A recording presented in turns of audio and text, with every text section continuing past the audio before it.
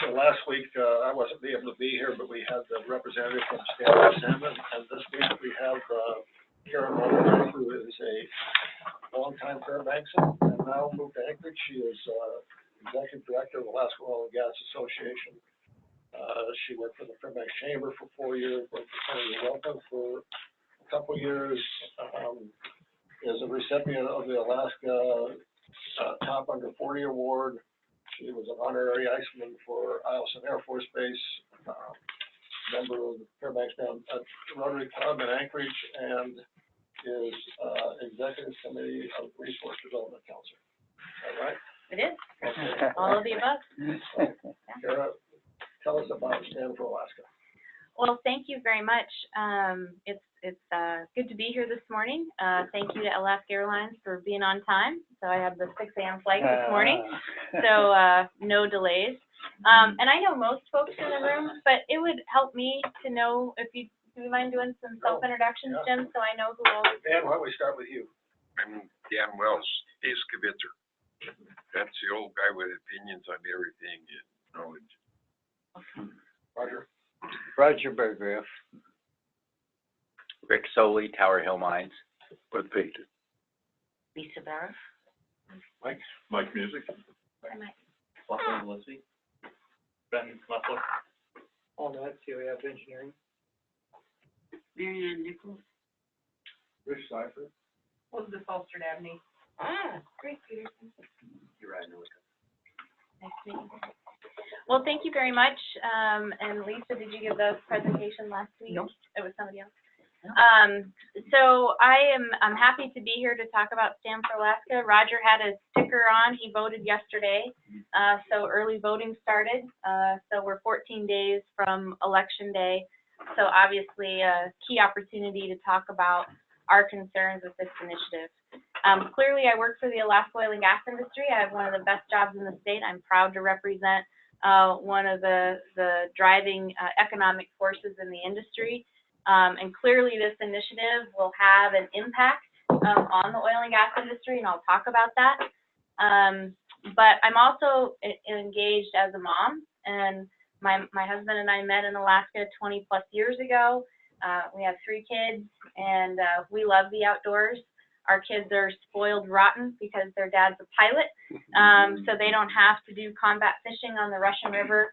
He likes to fly them across the Cook Inlet to the Kuskotan.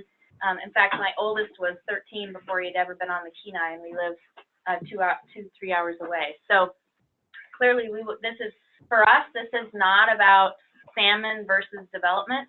This is about whether this law is a good law for the future of our state. So I just hope that no one gets the impression that I'm anti-salmon, because I couldn't be anything farther from that. So as we talk about what is Ballot Measure 1, well, as you know, it's the only initiative on the ballot in 14 days. And we see this as a regulatory measure that will create a lot of red tape and eliminate what we see are good science-based fish habitat protections that we have today.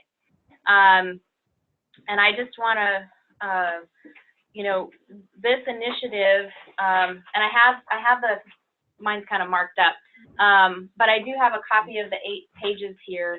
And just to summarize before I share the video, to obtain a permit, the commissioner shall ensure the proper detection of habitat fish by maintaining water quality and water temperature, in-stream flows, safe, timely, and efficient upstream and downstream passage of anadromous, and we'll talk about what that means if you don't know, and native resident fish species, the spawning, rearing, migration, and overwintering, habitat-dependent connections, stream, river, and lake, bank, and bed stability, aquatic habitat diversity, productivity, stability, and function, riparian areas that support adjacent fish and wildlife habitat. So people don't talk a lot about that portion, but that's important too.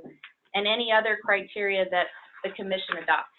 So it really broadens what you would have to do to get a permit. So I'm just going to share a short video with you to give a kind of a quick overview of the initiative. You may have heard about the fish habitat measure, sometimes called Stand for Salmon. But what is it really all about? Ballot Measure 1 is supposed to protect salmon. That sounds great. As Alaskans, we love salmon and care deeply about our environment. It's our home. But Ballot Measure 1 doesn't actually tackle the real challenges facing salmon. Most data suggest the problems are occurring in the ocean. Ballot Measure 1 doesn't address a single thing in the ocean. It focuses on freshwater. So, if the ballot measure won't do what it claims, then what will it do? Ballot Measure 1 seeks to replace our world-class, science-based fish protections with new, untested regulations. These job-killing regulations could block certain mines, dams, roads, and pipelines. Even current operations would be impacted. You might be thinking, how? Well, under the measure, virtually all water in Alaska will be considered salmon-bearing, even if it doesn't have salmon. And here's where it gets tricky. Under Ballot Measure 1, you can't impact any fish habitat in any way. You can't affect the flow. You can't change the water level, and you can't impact the shoreline or banks. Now, you could pay a scientist to prove that the body of water isn't home to, or couldn't be a home to, more than 20 plus types of fish that migrate from ocean to river and streams. But who can afford to do that just to install a culvert under their driveway or put in a dock? Even Alaska state government would have to increase spending to comply with this measure. So, if Ballot Measure 1 doesn't fix problems in the ocean, makes existing and future development costs prohibitive or impossible, and increases costs for individuals, companies, and the state, why would Alaskans support it? Get the facts on Ballot Measure 1 before you head to the ballot box on November 6th. Take a stand for Alaska. This communication was paid for by Stand for Alaska Vote No on 1. Top contributors are Donald Gold, ConocoPhillips Alaska, and BP Alaska. So as the video describes, anadromous fish are any fish that go from ocean to freshwater to spawn. That's basically the elementary definition of anadromous. And as the video said, there's over 20 species of fish. And so I've heard some of the Stand for Salmon supporters say that this won't have any impact on the North Slope because there are no salmon on the slope. Well, first of all, there are salmon on the slope. And we've actually gone and looked. There's over 10 or 11 different anadromous species on the North Slope. So this will absolutely have an impact on them, on the slope. But more importantly, as individual Alaskans, you know, how does this impact you? One of a key resource that I would recommend, and I can get Jomo the link to send to all of you, is the state agencies put together a frequently asked questions document. And they, the state agencies legally cannot take a position on the initiative. But they were getting so many questions by various folks about impact and what does it mean for Department of Environmental Conservation, what does it mean for Fish and Game, what does it mean for DOT, what does it mean for, let's see, so it's DOT, Fish and Game, DEC, and there's 4 different agencies. Oh, DNR. And in it, you know, there's just a couple of things to point out. You know, one question from Fish and Game was, does Fish and Game have concerns that the current permitting system does not adequately protect salmon? And they clearly state that no, that Fish and Game believes the current permitting system effectively protects anadromous fish habitat. But more importantly for you as an individual, you know, as you think about, and I think that, you know, this is the challenge with this initiative, you know, because it's written so broadly and because the entire state will now be designated as anadromous fish habitat, it's not just industrial projects that will have to comply with the new law. So any project, whether it's public infrastructure, private property, or industrial development fall under the initiative. And so thinking about roads, I mean, that's when you think about public infrastructure, you know, your first item automatically goes to roads. And DOT says that how would it impact DOT's mission? The ballot measure could restrict culverts, riprap for erosion protection, channel maintenance, and temporary construction activities such as diversions and water use.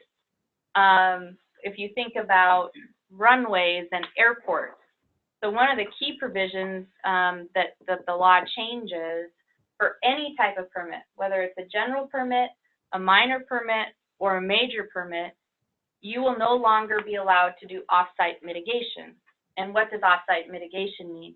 Off-site mitigation means that, and DOT actually holds the most Title 16 fish habitat permits in the state.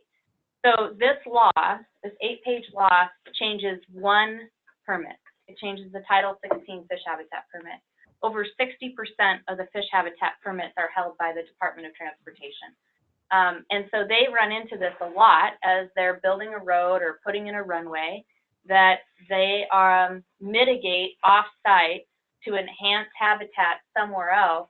And not only does it do that, it, especially when you're thinking about runways, you know, as I said, my husband's pilot both professionally and then personally, you know, then when you have off-site mitigation for a runway, as they described at a hearing a few months ago, it not only enhances the habitat somewhere else, it draws birds somewhere else.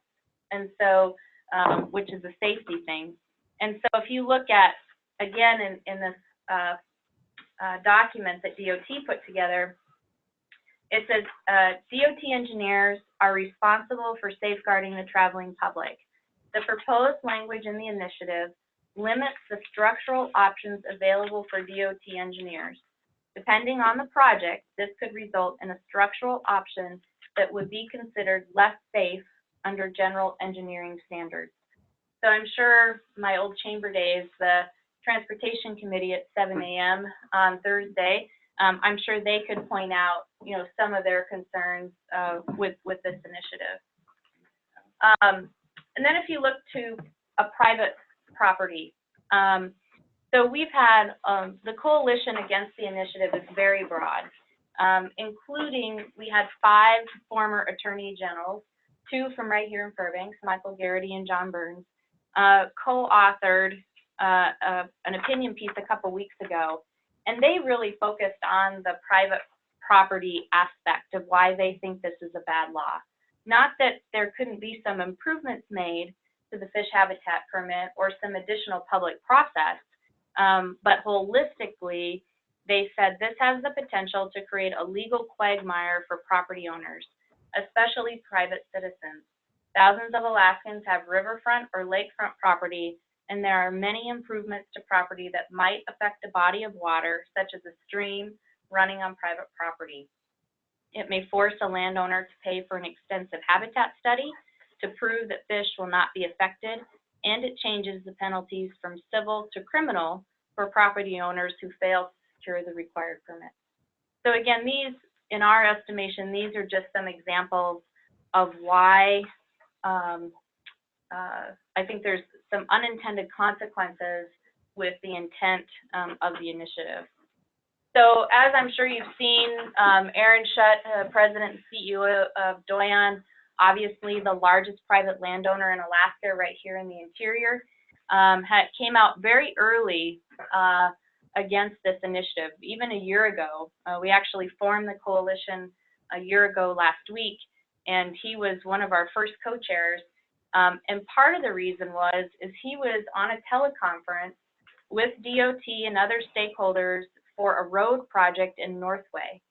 And DOT engineers said, because they were just starting to collect signatures for the initiative that week, that if this initiative would pass, it would change their entire design for the Northway Road project, and they're not sure if they would be able to permit the project under this initiative.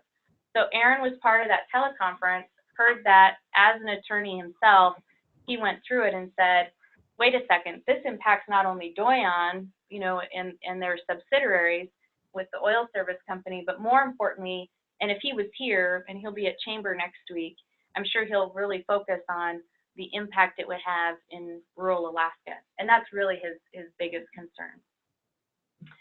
It also, there is no grandfather clause. So the last page of the initiative said that projects are grandfathered until their permit comes up for renewal. So if you take a look at the Trans-Alaska Pipeline, they have over 700 Title 16 fish habitat permits, and they come up for renewal on a rotating basis. And in 2019, they have almost 80 fish habitat permits that are up for renewal in 2019. Based on the language in the law, as it would be adopted if it's approved in 2 weeks, they do not know how they would get some of those permit renewals.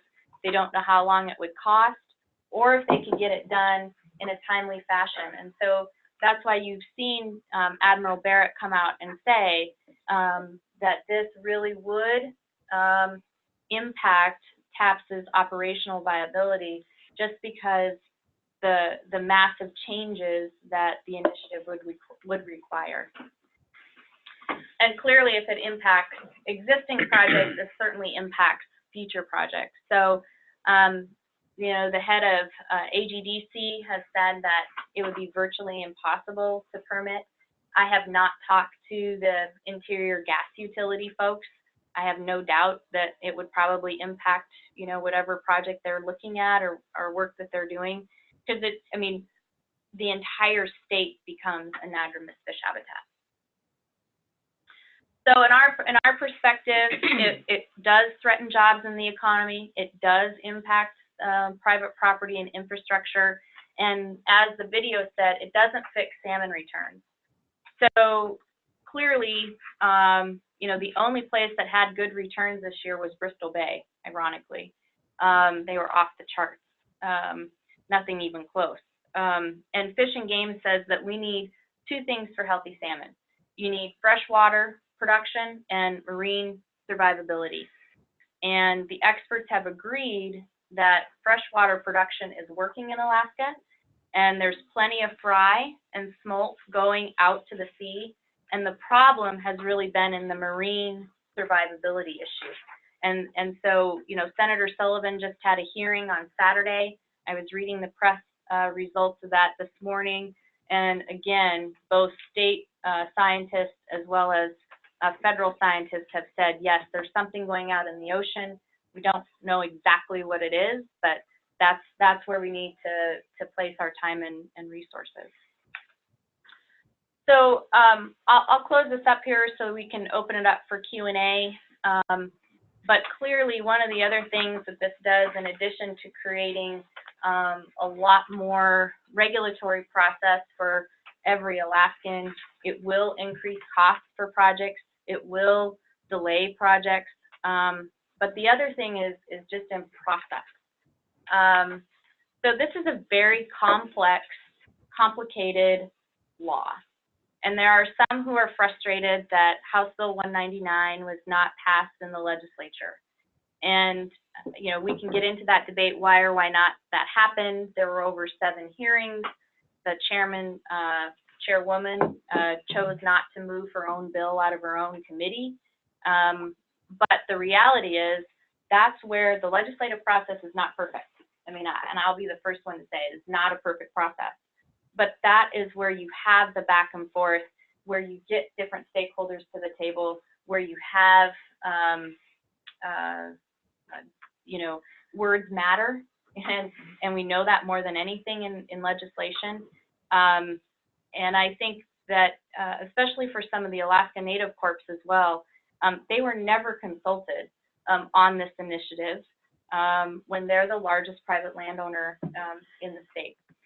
So the other thing the initiative does is it creates 3 levels of litigation, which is, we can't find any other state where this would be, where it's pretty unprecedented.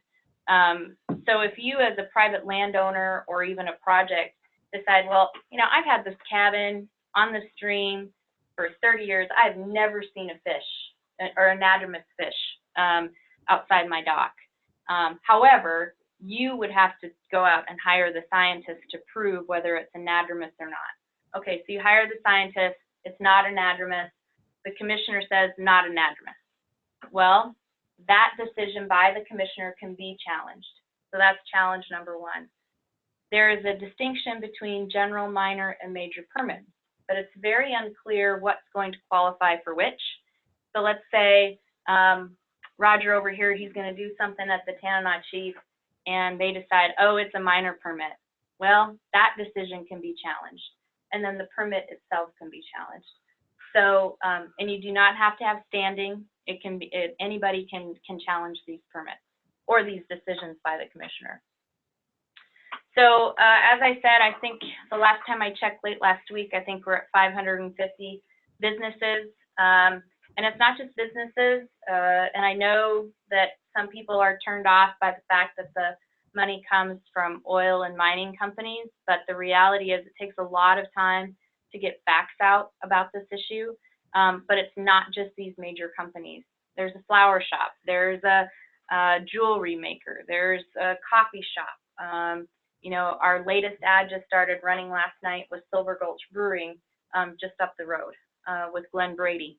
So it is a very diverse coalition. I don't know if it was in, I couldn't get the Newsminer to pull up on the web this morning, but yesterday, last night, so it's in the paper today in Anchorage, Vince Beltrami's op-ed from the AFL-CIO is in the paper. So it's not just the trade unions, it's a very diverse coalition, the entire congressional delegation.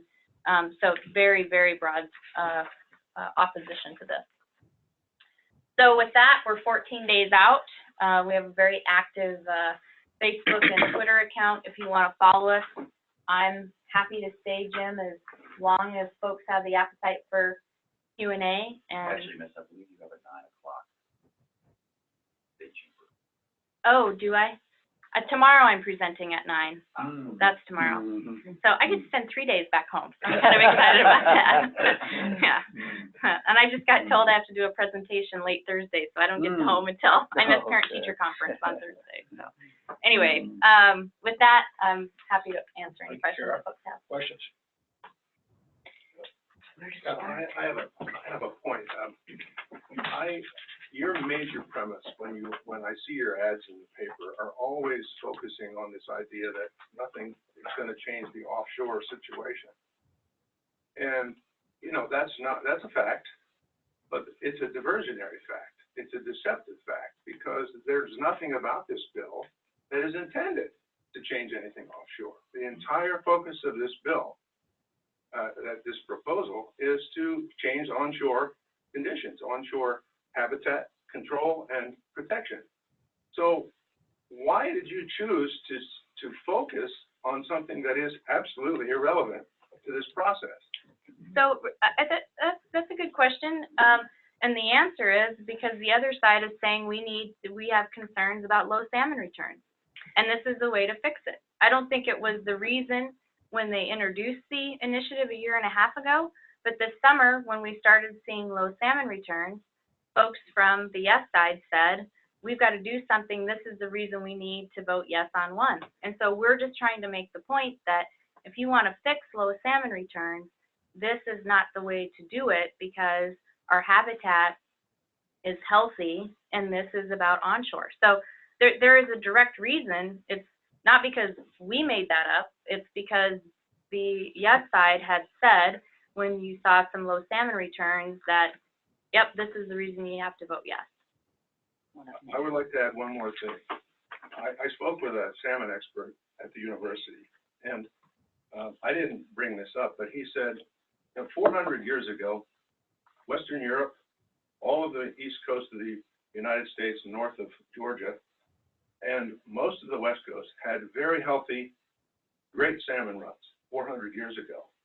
In every single case now where the salmon run has been depleted, it has been because of onshore habitat loss.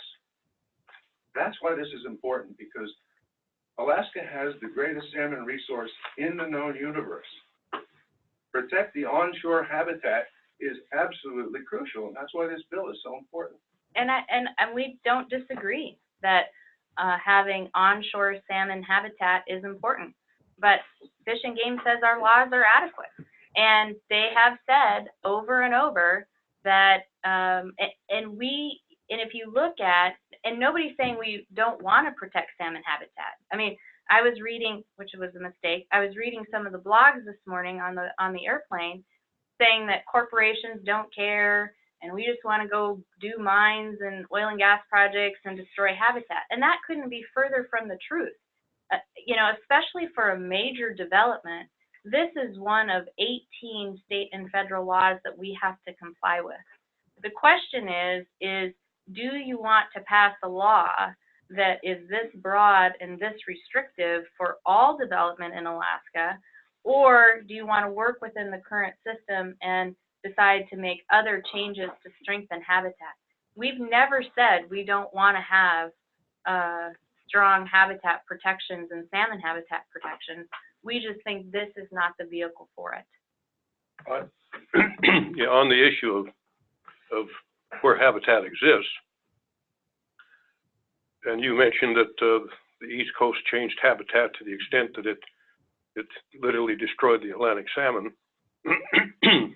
As you probably know, I've been fishing on that Yukon River since 1965. There's been little, if no, habitat change on that entire river system. The same with the Kuskokwim. If you talk about the spawning grounds and the habitat of the salmon in the state of Alaska and the territory in those days when I still fished, you'll find that there's very little change in the habitat. Most of the habitat occurred where a huge population began to occur. That's number one. Number two is that you haven't really differentiated as to what species of salmon is being diminished. And the hue and cry was because of the king salmon on the Kenai and on the Yukon and on the Kuskokwim, no question. But there's other reasons for that other than habitat, one of them which is what we used to call in the legislature the blue water fishery, which is the ocean fishery. There's other reasons too, including, which I pointed out last week, in years gone by, which is later than 10 to 15 years ago, some mismanagement by our very own state of Alaska as regards to the salmon catch, especially the commercial end of it at the mouth of the Yukon and the Kuskokwim rivers, where the major part of many of these salmon are spawned.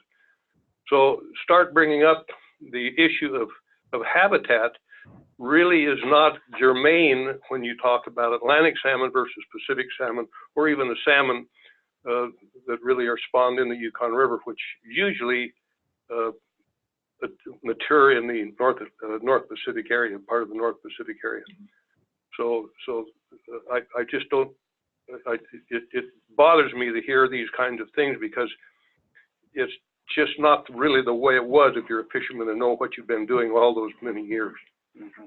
I just sort of want to, military construction, very prevalent in the interior. You got a lot of work on Allison and Fort Wainwright, but I'm actually talking about out of the fence. There's a lot of construction related to the underlying military mission when it comes to housing, when it comes to road systems, you know, connection to the Richardson and the back to Allison. We talked to the Yes on Stand for Salmon people last week, and we asked that question, well, what is the effect on military construction? Is there an exception? And the answer was that, at least the gentleman that was here, they hadn't even thought about it, and they need to go back and talk to the people in Anchorage and see what the effect is going to be on military construction. And I'm just curious, from my perspective, as I read the ballot initiative, there's no exception for construction related to the military mission off of post or off of a base. And I'm just wondering what sort of analysis has been done with regards to the effect on military construction.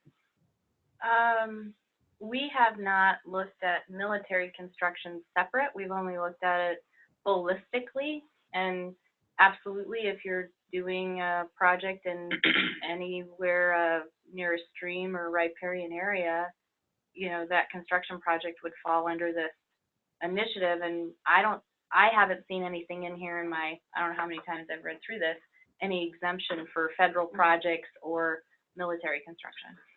I just want to add to that too, that we talked about wetlands. This is, does wetlands qualify as presumptive anadromous fish habitat? And the answer was yes. Yes. And overwhelmingly, of course, in the interior, it's wetlands, Yeah. including the 10 Cup decision that basically just came out and said that all wetlands includes permafrost. So anyway, something to ponder. Okay, let me get everybody here. Yes, sir. I just wanted to push back on the idea that there haven't been habitat impacts in the Kuskokwim and the Yukon. Because in the Yukon, there have been lots of talks of transboundary issues, especially regarding whitefish. People are seeing whitefish be deformed, sizes being changed due to water quality issues. And they've been asking for years to have science done. But nobody's been able to have it happen. But there is evidence, and there is the local knowledge that says that has in fact occurred, and that there are impacts on the fish because of it.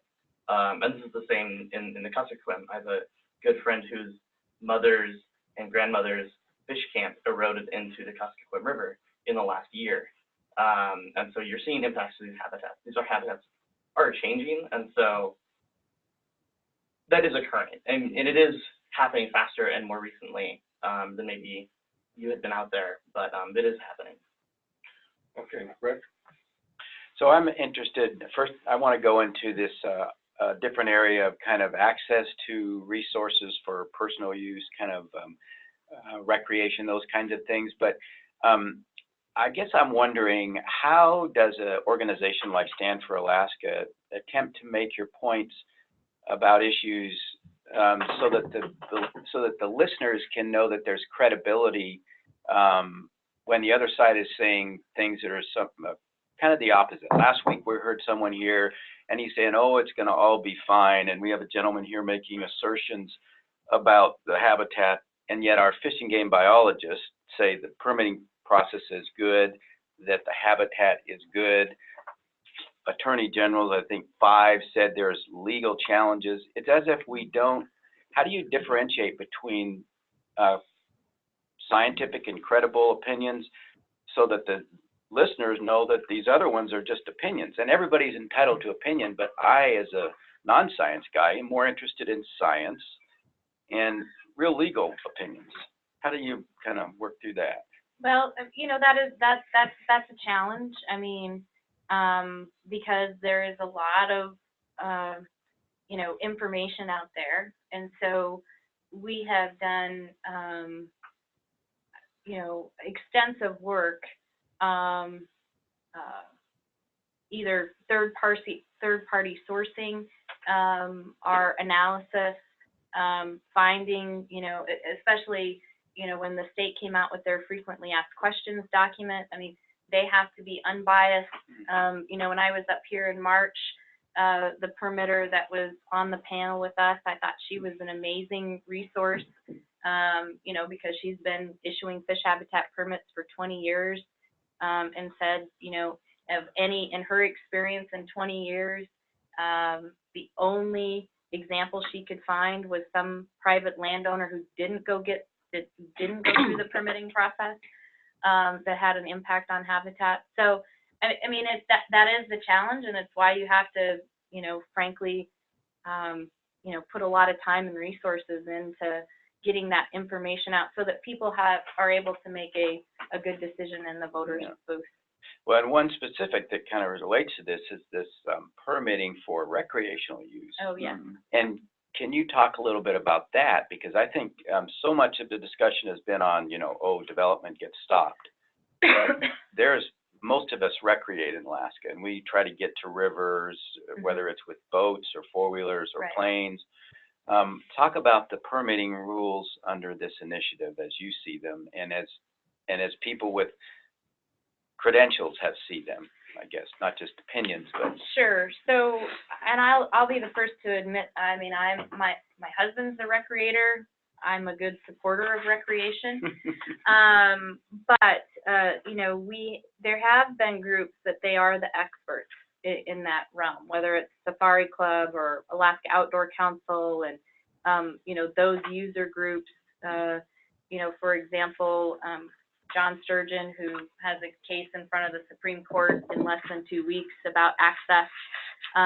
They all see this as because they get permits now, but a general permit today, you go in, you get your permit, and you're done. Now that general permit is up for public process. Now that general permit can be litigated by anyone from anywhere without any type of standing. And so they see this very much as an infringement. You know, if you had a Craig Compo here, for example, I mean, I can tell you he's wound up. You know? I know. And it's not because we tipped him off. It's because he is, you know, involved through his professional organizations like the Safari Club and AOC and others. And so it does have, and again, I'm sure that was not the original intent of the law. You know, in fact, I was at the Eagle River Chamber last week with one of the 3 initiative sponsors, Mike Wood from Talkeetna. Mike is a great guy. He's a salmon fisherman. He's a commercial fisherman. He has a business on a river north of Talkeetna. He's concerned about the Susitna Dam, just like any of us would be concerned to make sure a big industrial project is done right. But I don't think that when this initiative came out and when the details, again, this is why words matter and why this type of complex regulatory proposal really needs to be vetted through some type of public process, so that you can find out those types of examples. Or the Alyeska example. Well, we didn't mean to impact taps. Well, okay, we can grandfather taps, but you can't change this now. You either have to vote this up or vote it down in 14 days. You as a voter don't get the ability to vote for sections that you like and not the sections you don't like. Yes. I have several comments, and I'll try to sort of cheer them here a little bit. But and one of them is regarding whether or not ADF&G and scientists support this. Could you speak up a little bit? And one of the comments has to do with whether or not there are scientists and fish and game and fisheries biologists who support this, and quite a number do, including, and granted they were retired, and likely because they could not speak out as non, if they weren't retired, Right, they can't. but there are 48 fish and game biologists, U.S. Fish and Wildlife biologists, USGS fisheries biologists who did sign a letter here in support of this initiative and acknowledging that there are issues with the marine environment, but this was never intended. This is Title 16. Title 16 has never dealt with the marine environment. Really, to deal with the marine environment and the coastal zone, we really need to get our coastal zone management program back, which was removed in 2011. But it's also, and so that you have to be, and I think both sides, and I do stand for salmon. I don't work for Stand for Salmon, and I believe in it, and there's a lot of scientific integrity there as well. And I think that there's caution. That we have to look at this. Each side has what everybody pools what they want, the messaging that they want to give to others, whether it's, so when you speak to one speaking the truth, the other speaking opinion, it's not necessarily, I don't think it's true. I think that there's some truth in each, and there's an opinion, and there is scientific integrity backing up the Stand for Salmon as well. And a lot of the language that is in this came from HB 199 and also through the Board of Fishing, Fish and Game, or the Fish Board of Fish. Board of Fish, thank you. And so there are a lot of scientists that do very much support this. Native corporations may not be supporting it, but there are a lot of Native organizations, some very large and powerful ones, that do support Stand for Salmon, and that includes Tanana Chiefs and others. And so,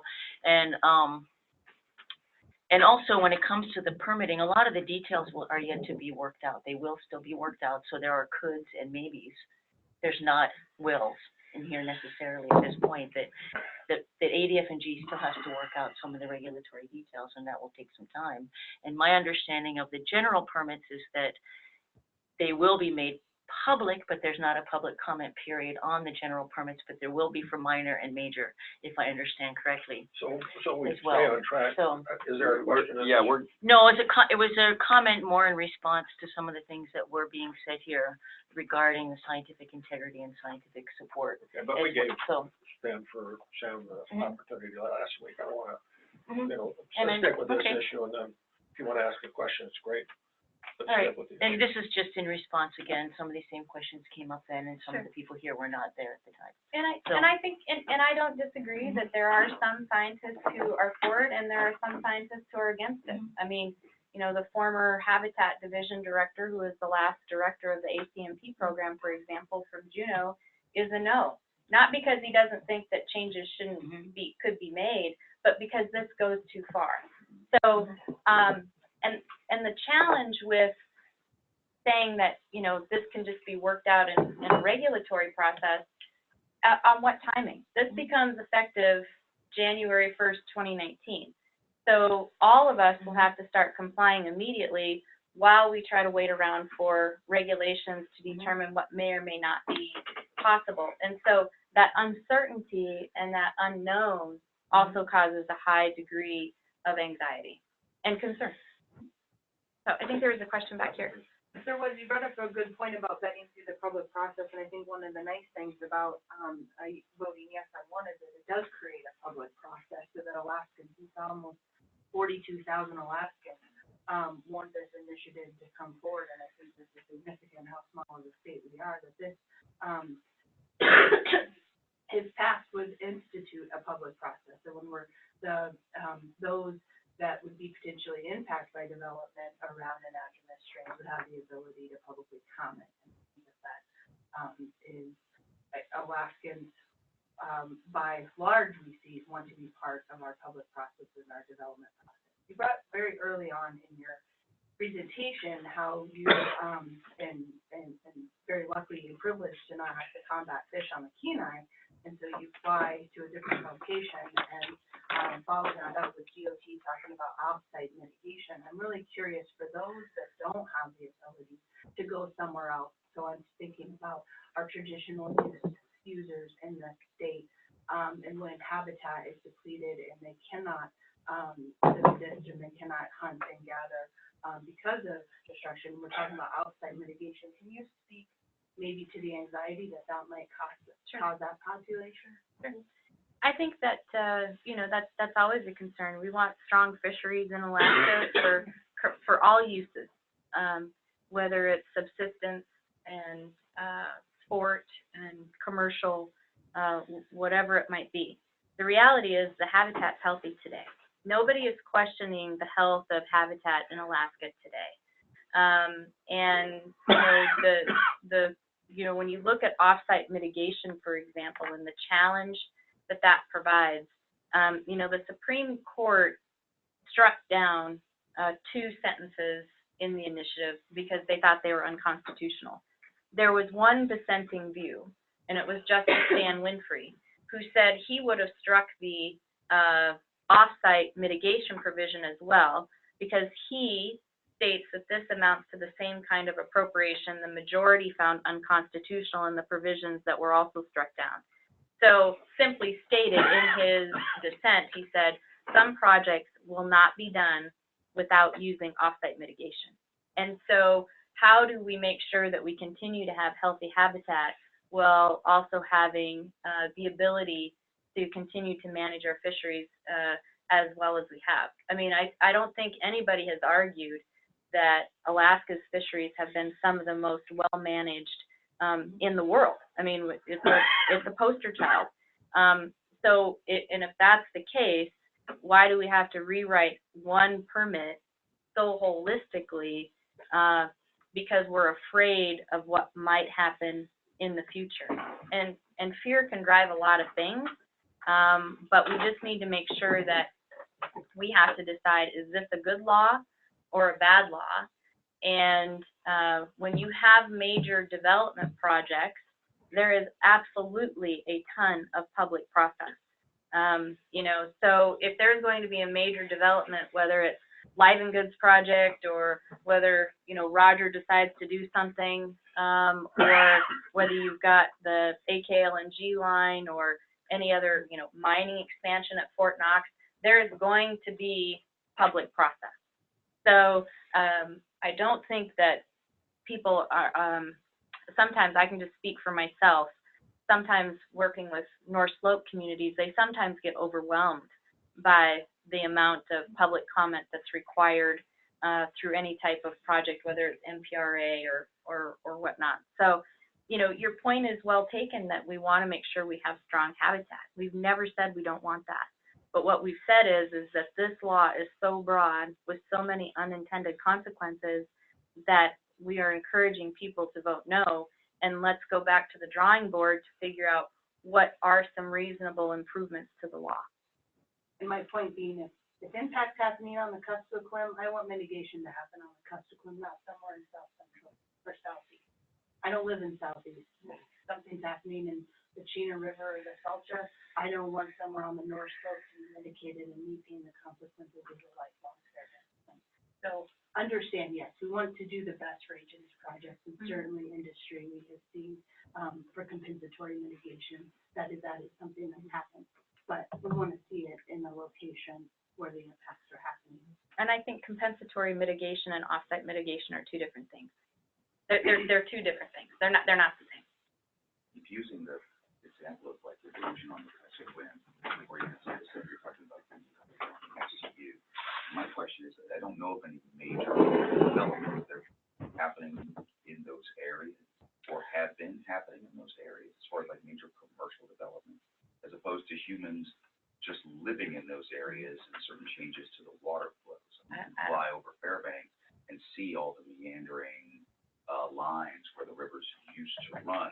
And I don't know that necessarily a lot of that was determined by actual development so much as just changing the water flows. I guess I'm wondering if there are any major development happening in those areas that are causing like the bank erosion, or if it's just normal bank erosion that happens to be impacting people are staying.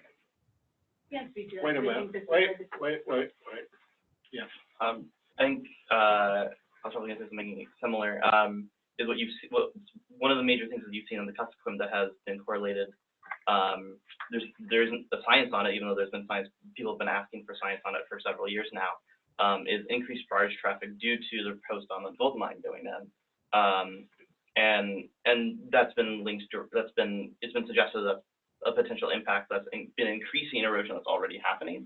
So the erosion already does exist to some degree, but there's thought that it has been increased and accelerated by this process.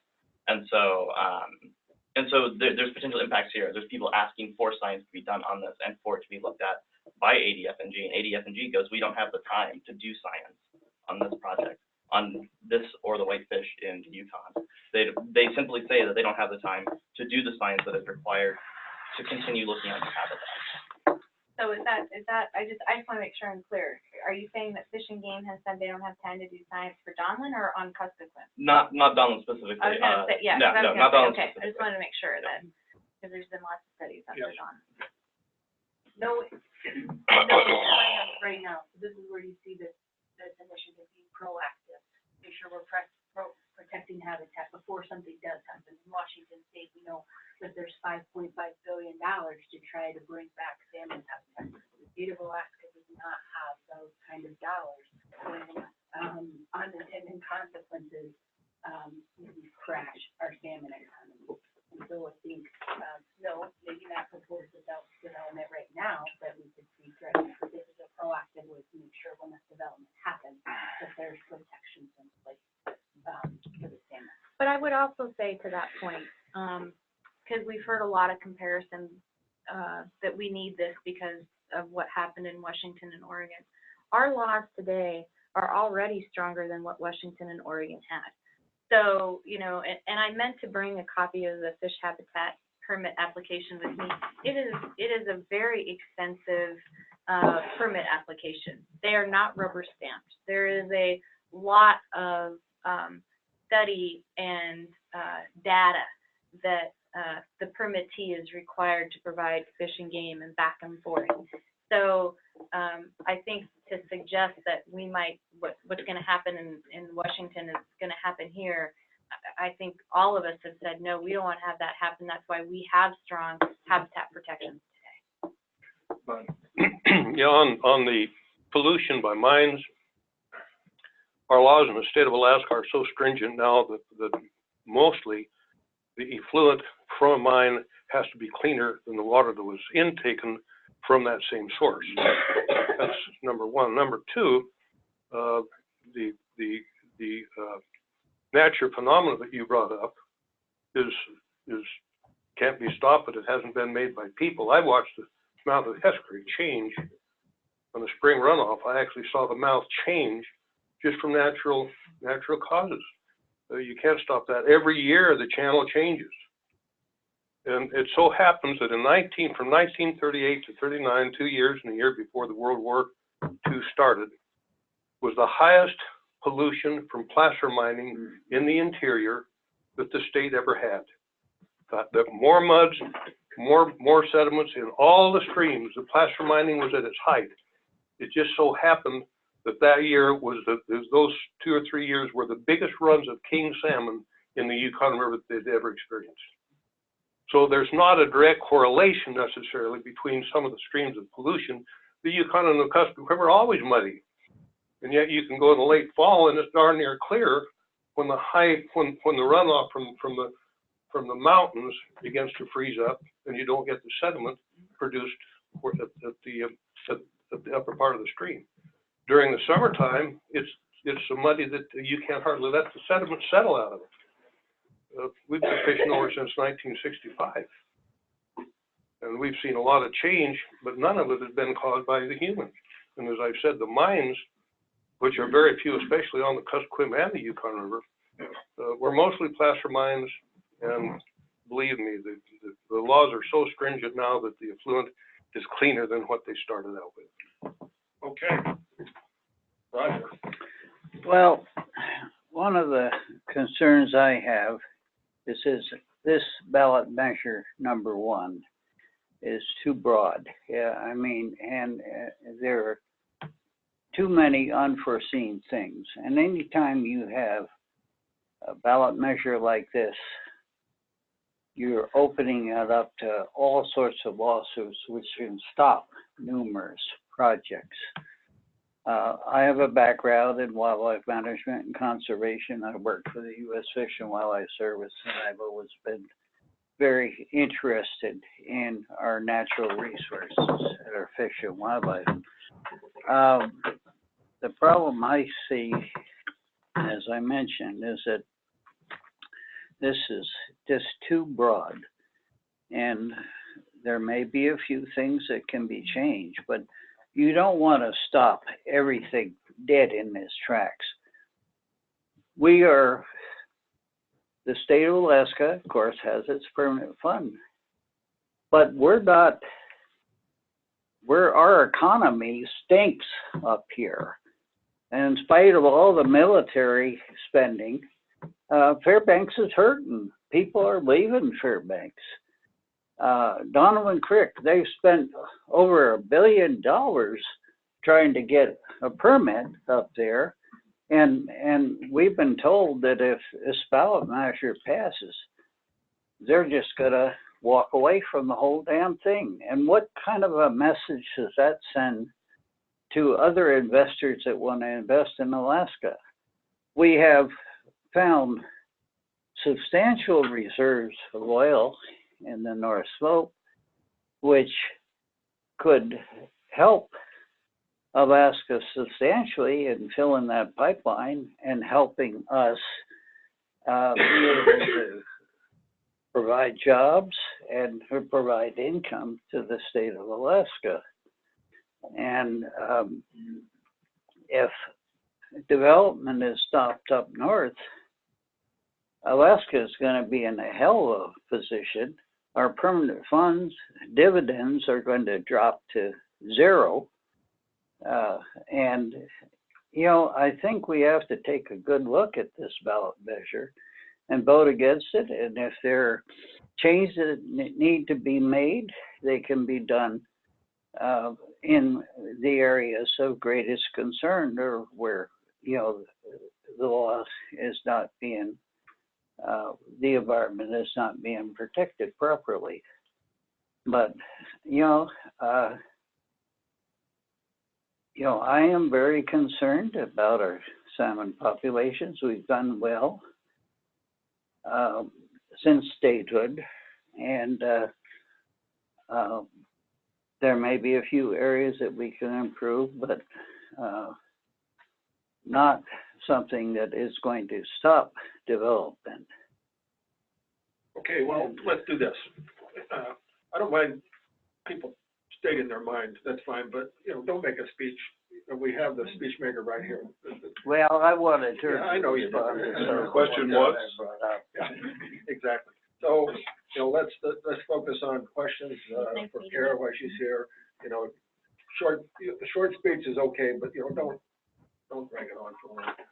We do have this has to do with the public process and there are a lot of opportunities for public process depending upon the process for large development, whether it's through the NEPA process or there could be meetings regarding like Section 404, the Clean Water Act and whatnot, but there isn't currently one for fish habitat permitting. And where do you envision the opportunity for the public to engage in some of the permitting processes where there isn't currently a mechanism for that? And do you envision that there could be one, and how that might work?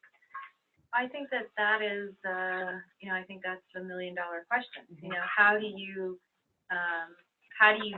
you provide the public with a level of comfort that a project is, and I guess the question is, and I haven't heard an answer to this, what's a project that required a fish habitat permit that there was a concern about that didn't have public process with other permits that were required? And I'm not aware of one yet. So do we want to create a public process because there's a gap? Is there a gap? Is there a kind of project that is, do we want a public process for every, because DOT roads already have a public process through, the DOT, just like the Northway community meeting that DOT was having a year ago. So where is the gap? What type of projects that require a fish habitat permit that don't require other permits that would, you see what I'm saying? Like where's the gap? What kind of project is not already receiving public comment somewhere, somehow? And I think because at the same time, if you can swing the door too far too, and I think the Board of Fish did say in their letter a year and a half ago or whenever it was that there should be some public process as well as some minor tweaks. Does not mean the Board of Fish endorses this initiative process. In fact, there was an article in the Anchorage paper that showed the Board of Fish, those who are willing to say what their position is. It's about split, that about half of support it and half oppose it, and a couple folks aren't saying what their position is. So again, I think that's, topic of conversation. We've told Representative Stutes as the sponsor of House Bill 199 that we're happy to sit down and talk about options. She's never invited us to the table yet at this point. So, I don't know what the perfect solution is, but I think we got to figure out and do sort of an analysis of where's the gap.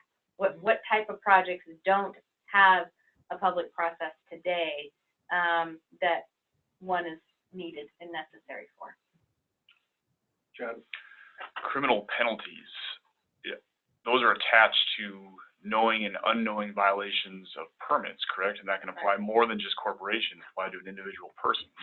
Can you talk a little bit more about what sort of criminal penalties? I gotta find the section in the initiative. Talks about penalties. My little cheat sheet here with my tab. I think one of them might have been a Class A misdemeanor. Yeah, it certainly changes it. Penalty, Section 10. A person who with criminal negligence violates or permits a violation, a permit condition or stipulation, is guilty of a Class A misdemeanor. And, yeah.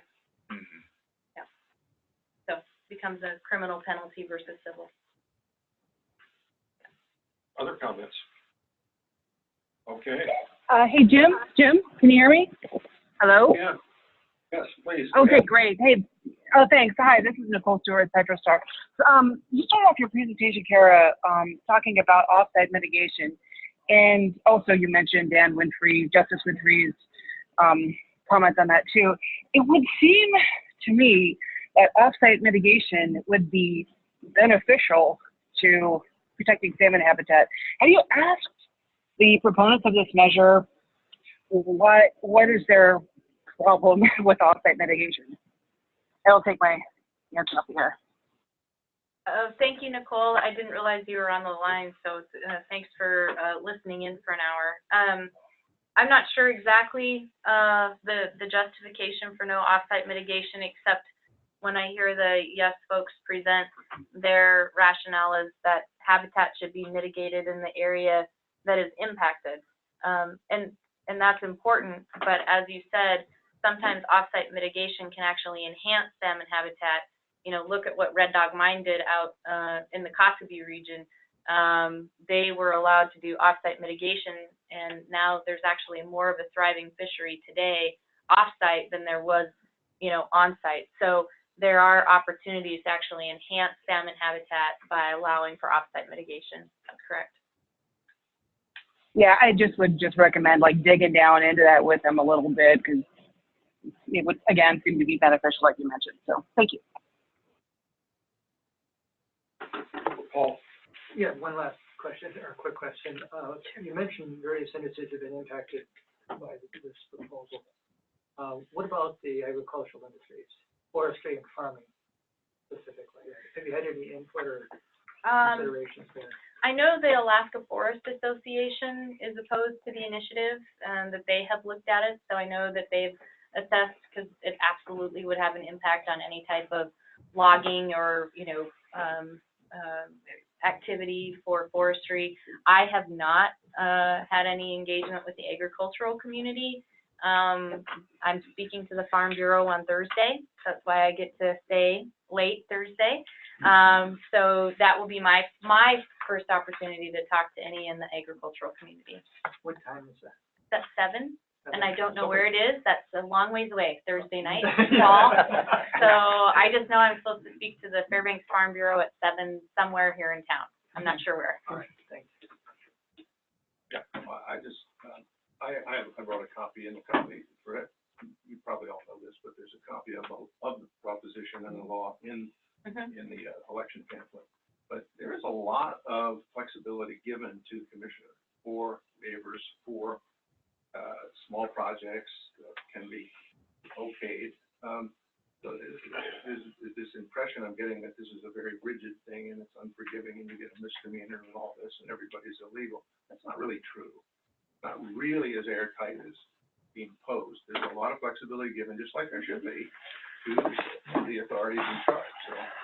Well, and I think that, you know, you're pointing out the flexibility that the commissioner has, and that actually, you know, causes concern, because there's a section in the initiative that says that you know, he or she can take all the data and make a decision one way or the other. Well, so you can now. I mean, that doesn't change. That's true now. Well, it probably changes to a greater degree. It gives the commissioner a lot more discretion, and it's one job I certainly wouldn't want, because any decision that he or she makes will be able to be challenged in a much broader way. There's no question about that. Okay. Thank you, Kira. Yeah, you're welcome. Thanks, everybody. Yeah, I appreciate everybody coming out at 8 o'clock on a, you know, what is today, Tuesday? Tuesday. We do it every Tuesday. Every day's a week long right now, so I can tell you that. Early flight is about right. Oh, yeah. Early flight. Yeah, Yep. Yeah, I feel like it should be lunchtime. Do you, 'cause I've been up so long. you have to early. Handle the email list for sort of the. I do. You do? Yeah, I've stopped getting updates on what the presentations are. Oh, from, But I did sign in this time with my.